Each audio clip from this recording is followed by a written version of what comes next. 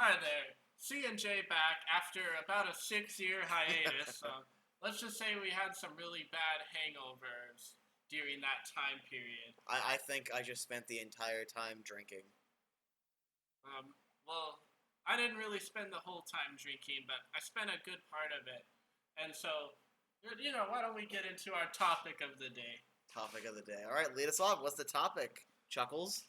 Today we're going to be talking about should you sell your old games and your old consoles? No. No, you shouldn't.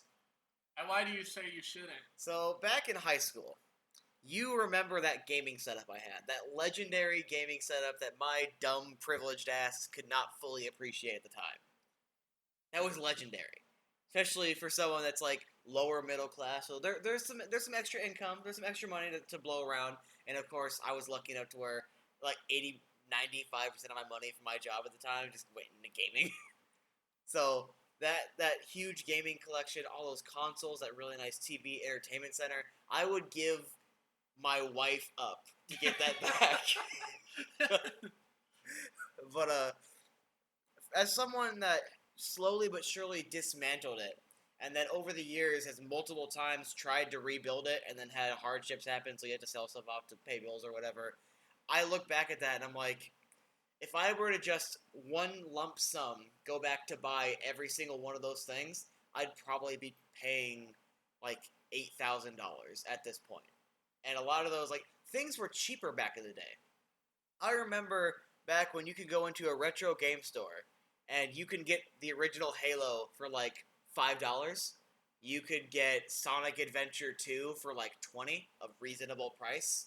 You could actually find retro games that were not just, oh, it has Mario on it, $120. Like, my wife and I went to a retro game store that for some reason is back open, but the social distancing, whatever. So I'm like, I'll go in there and check it out. I found a copy of Sonic Adventure for the Dreamcast, because I was looking for it, thinking about getting a Dreamcast again. And for context, back in 2012, 2011, I bought at Zia a $10 copy with the artwork, original case, good-looking disc, just for the collection. Then I ended up playing it when I got a Dreamcast. Guess how much that was without the artwork? Original case, no artwork. $20? I want to say they were charging 60. $60. 60. And then when you look at these like custom cases, I can't tell if those were like official like re-release cases or just straight up custom made fan cases, but they look similar to like PSP cases, somewhere in there, maybe a little bit bigger. Sonic Adventure 2, guess how much I wanted? 75? 60. And then for Sonic Adventure, wow, I just tapped the mic, didn't I? And then for Sonic Adventure, they want another like 32. What's the difference between this custom case that looks nicer and this old crappy case that doesn't even have the original art that you want double like it's literally turned into, because some of these old games did legitimately gain value. Everyone's like, if you have an NES cartridge or a Dreamcast game, you can make as much as a brand new game now. Yeah, and it's not really always the case. Some games have become collectors, but people forget about all of those other games. Like, let's just say, for example, I used to have like whatever NHL 96 game for the PS1, and I did get rid of that, and that's one of the few games that I actually don't regret getting rid of, because I could be wrong, but I'm pretty sure I see games along those lines for running for like $3 at local used game stores if they happen to have them. But most of the games I've gotten rid of, I have regretted that, and I'm happy I haven't gotten rid of pretty much any of my consoles. It's allowed me to be quite the insane stockpiler compared to most people, and be considered as a major gamer compared to most people. But one, for example, I had Final Fantasy IX original on PlayStation 1, Don't tell me you got rid of that. and I traded it in to a local game store for probably like $15 store credit. And I ended up buying it again from the PlayStation store. But I mean, then it's fine, because at least you have the ability to play it, and those old PlayStation games really don't hold up in terms of condition, because CDs do not stay in good shape, especially when they're being read. Well, yeah, but the price has gone up. Or another example, not really the worst, but as a pretty big wrestling game fan, I think I know where this is going. so I sold my copy of SmackDown vs. Raw 2007, thinking, oh, I'll never play this again. I think I had 08. I might have had 07, but I had one of those too. Well, let's just say about a year ago, I bought it new in the case. And, I would have enjoyed playing it over those years and not having to wait for Amazon. Really, I'm lucky I didn't sell my systems, though. That's where people really get fucked over. All right, so this is a story from when I was like 8 or 9. I was young, and I didn't exactly have money. My dad had my GameCube, and I think my PS2 is still alive because I had anger management issues, so I would actually jump on my GameCube when I got mad. I did that to my PlayStation 2 Slim, and it broke very quickly. So the GameCube is the most durable thing ever. I don't think it ever stopped reading discs, or it didn't stop reading discs until like late high school. So that thing lasted a long time, even with all the abuse. So Nintendo makes good stuff. But young kid, I forgot how I got it. All right, I think a friend gave it to me or some sort of thing like that. A limited edition Pikachu N64. I had one of those. I took it to Game Tag. That was on like Cave Creek and Bell or 7th or something like that. And guess what I traded it in for? I have no idea. Marvel Nemesis Rise of the Imperfects. Wow, what a great trade. I wish that I could go back and have such a wonderful trade as you had. Guess how much I saw that same Pikachu Nintendo 64 on sale for at that retro game store that I saw Sonic Adventure 2 for $60. $60? Somewhere around 200. Oh my god. So at the very least, even if they would have never sold it, I could have fleeced them and got like 80 to 100 bucks out of that thing now and had better stuff to show for it as opposed to what I did back then. And then, so do you remember the systems I had back in high school? So senior year, it was after senior year that I finally started selling everything off. But do you remember all the consoles I had? Let's see. Maybe not all of them, but I know there was the Wii, the GameCube, the 360. Can't really remember the rest of your systems. Alright, so let me break it down. I have my original GameCube, my original Wii from 2008, whenever my dad bought me one. Probably was closer to 2010, because I think I got Sonic and the Black Knight along with it. So 2009, somewhere in there. So I had my original Wii. I had an NES. I had my Dreamcast, my original 360 from 2008. That still didn't red ring. I had my PlayStation 3 Slim. It was, I think, the red... Was the red God of War one? No, I think there's a black one. But I still cannot find a decent price for those. The one I have has a broken disc drive. That's why I got it as cheap as I did. Had all those. I had a PSP. I had a Nintendo 2DS. I think I had my Game Boy Advance back then. I had my Wii U. And then my PlayStation 4. I had all those. And by late 2015, I had sold all of them. Or somewhere around mid-2015, because it was 2014 that Assassin's Creed Unity came out, and I just got angry and started selling everything off. And there was that weird thing where I started transitioning to all digital distribution, which I think you should do that, but you should buy multiple consoles and buy multiple copies of games when they're on sale. So if, let's say, my Xbox One breaks, I have at least half of that library on the PlayStation 4, I could still play them. And also have backup hard drives. Just back up your stuff, and you should be fine. The games that you really love... Like my Sonic games, keep a physical copy. Don't ever play them, so that way it'll be in pristine condition. But throughout the course of like a year and a half, that I had built up for years. I had built up that collection, all those games. Remember, approximately how many games did you think I had sitting on that giant bookshelf back in high school?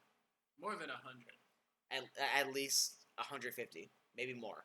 And it was every single Sonic game for every system except for like the Saturn games. I had a huge, like, every single Assassin's Creed game.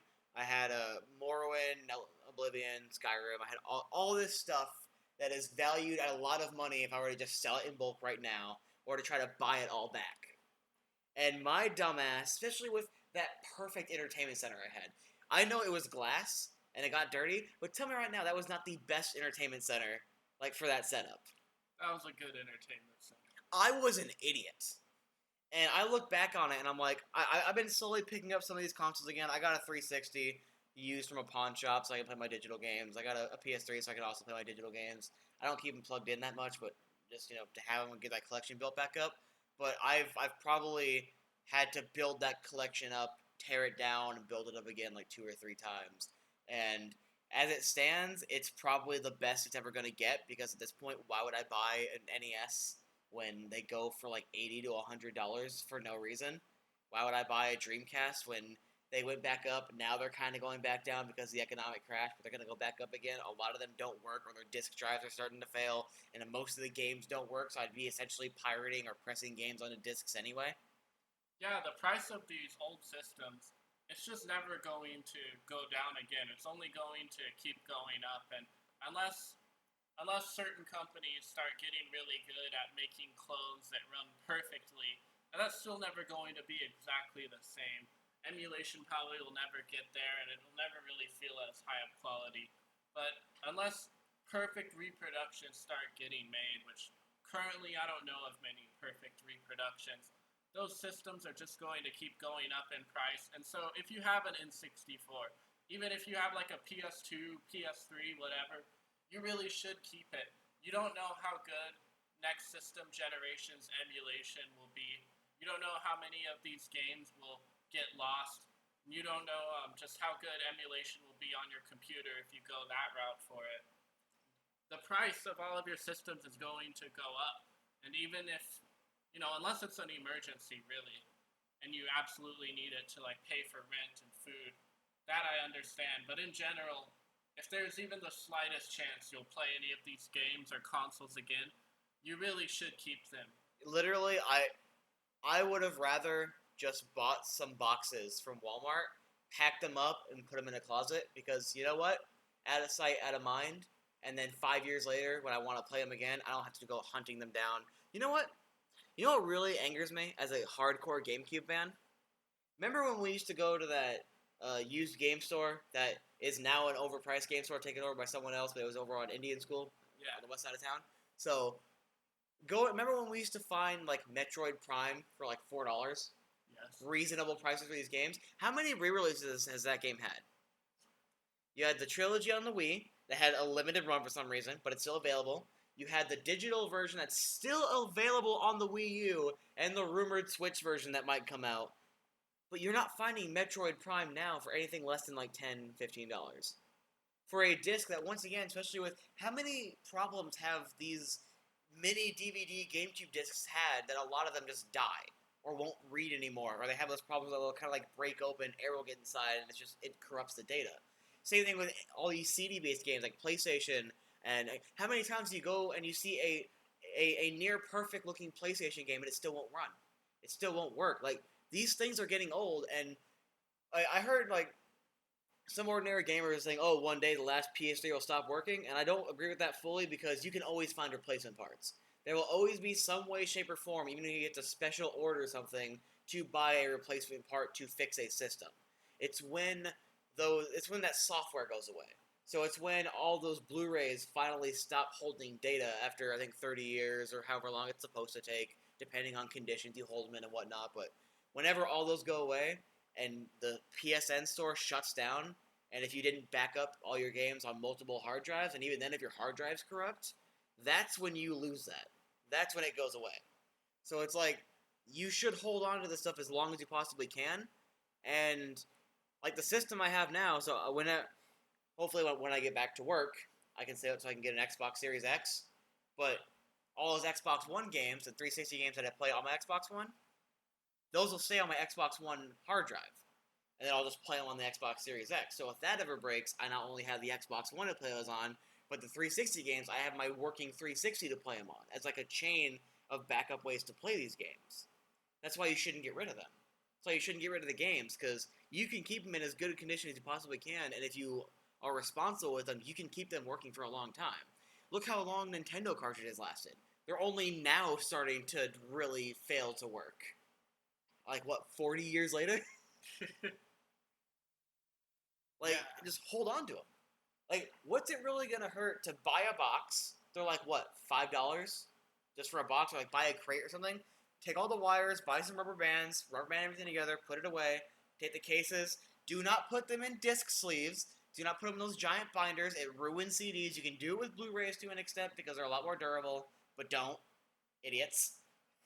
But just put them all away, put them in a closet, put them maybe in your attic because it's dry, but don't put it in a garage, don't put it somewhere where it might get wet, don't put it in a basement, just put it off, out of sight, out of mind, and in 5-10 years when you want to play them again, and since you haven't been stressing out those consoles, they are likely to still work, and you haven't been over reading those discs, so they're likely to still be perfectly readable, you'll thank me later. I know people that say, I'm done gaming. I'm not gaming anymore. They sell their systems thinking, okay, it was all a waste of money. And then a few years later, they always come back. They always want a system. They may not buy every single system they had, but usually those people regret it. And I do understand, it does make financial sense right now. Sell all your possessions and you will have money. But the value of those possessions is probably going to keep going up. So if you sold them later, and if you're honest with yourself, are you really going to buy stocks with that money? And then maybe it'll outpace the investment. Or, are you going to buy food you absolutely need or the rent? That I understand. But Are you just going to buy yourself some PBR because you want to have a good time? Are you just going to buy yourself some pizza or some shit like that? I've legit sold, video games for, pizza or, lunch before. It was dumb because I was like, oh, I'm not playing this anymore. The only time I found it okay was when I upgraded to a digital copy. And I was like, fuck it, I'll sell this, I'll go get a pizza or whatever, it's different, but, I sold my PS4 remember how long it took me to save up for that thing? Long time, right? Yeah, I got it in April for my birthday, but I saved up from when the thing launched all the way up until that point. And then my dad spent the money for some reason on quote-unquote bills, so I had to wait until he got some, check in the mail so I can get my money back. And I'm like, dude, you were supposed to hold on to it so I wouldn't spend it. Why did you think it was okay to spend it? What the hell? Well, I had that, and then I sell it right around early, mid-2015 because I got mad at how bad some of the games were that came out in 2014.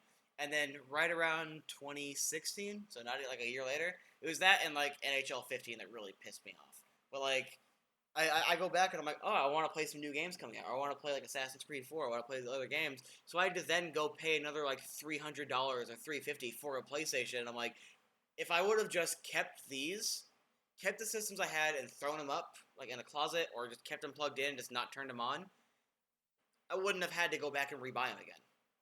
And then I sold that for bills, and then bought another PlayStation for $300 last year, or earlier this year with my tax return. But that's a little bit different, but out of those two, only one was justifiable. One was because I lost my job, had nothing else, and I had guinea pigs and stuff to feed, and some bills I had to get paid. Other things had to get done with that money, other than me playing video games, and the PS4 is the more valuable console that I had at that time. But that first time when I just got mad, oh, I'm done with gaming, screw this, I'm just gonna watch movies and try to go talk to chicks or something. I don't talk to any of those same chicks anymore. I'm sure that someone will be happy to hear that. Good, let him be happy. You weren't that important to me anyways. Oh. But I think it's pretty safe to say, gamers listening, if you're thinking about selling your systems, selling your games, you probably shouldn't do it. If you really need the money, okay, if you're going to become a stock trader and you're going to be the next Warren Buffett, then go for it. Isn't he in prison? No, you're thinking of you're thinking of that other guy. He's crap, what's his name? Bernie Madoff. Yeah, I'm thinking about Bernie Madoff. You're thinking of Bernie Madoff. No, he's the fraud. Warren Buffett is the fucking man. He's the absolute... We're going to offend the one person that doesn't like Warren Buffett. Man, fuck that guy. Okay. Well, Warren Buffett... No, it's a joke. It's fine. Okay. Regardless here, unless you're going to be the next fucking Warren Buffett, you're probably not going to spend your money that you sell your PS3 or PS4 for anyway. So just because you didn't like Last of Us 2... doesn't mean you have to give up gaming. There'll be good games that come out soon. You'll find something. Okay, even on the system, you might think, oh, it's the end of the PS4. I bet you at least a few more good games will come out before they switch to the PS5. But even then, like the PS3, and one of the biggest reasons I wanted to get one back again was first off, I actually like PlayStation All Stars Battle Royale. I thought it was fun. It's not that great, but I thought it was fun. But Ratchet and Clank Into the Nexus is the best Ratchet and Clank game, at least to me. I love that game. You can't play that anywhere else. And like you can't even play like any of the other Ratchet and Clanks because they never re-released them on the PS4. You can play Jak and Daxter, which hot take, I don't care about Jak and Daxter. I'm all about that Ratchet and Clank life, son. Yeah, so you might think, oh, they're gonna re-release all these games on the next generation. Yeah, I mean, they have that Ratchet and Clank reboot on PS4, but if you compare that one Ratchet and Clank game versus the absolute multitude, The HD collection, all the PS3 exclusives, Into the Nexus. yes, versus what you can get on the PS3, if you PS4. like that, series, PS3 versus PS4. You know, on PS4 you get one game. Yeah. On PS3 you get all the games. Except for that one game. But even then, it's like a remake of the original. Like, yeah, it's like reimagined or whatever, but still, like, I just... Especially with older consoles, like, I'm not going to say the shop that I got this from, but, like, they were talking about how, like, our age of, like, nostalgia, not so much GameCube, they have a bunch of GameCubes, like, Xbox, PS2, all that stuff is starting to skyrocket in price now because of nostalgia. So even if you don't think you're going to play it right now, put it up in the closet until your wave of nostalgia comes up so you can actually make money on it as opposed to just selling it for pennies. Because my 360, when I ended up trading it in, I think I got like $50 for it. My PS3, I think I got like 60, maybe 80 for like a trading bonus. But like, you know, I would have to pay to get a PS3 in that shape right now that was, you know, used but taken care of. I'd have to pay closer to like 140. So I, no matter what, took a net loss on that, where if I would have waited until the PS3 era gets its nostalgia up, I could have at least made money on it. So, you know, if you're one of those people that's selling all your consoles and you want to defend it, go ahead and comment down in the comments and I'll bully you about it. You're wrong. I had one of the best gaming collections a young lower middle class individual can have, and I squandered it. Do not make my mistake. Pulls. You know, one day if you don't sell all your games, you could end up as an absolute success. Like me, with my beautiful gaming collection that I've been building for over a decade now, and have, while I regret some of the things I've sold, I've kept the majority of it. And you too can get here one day, son.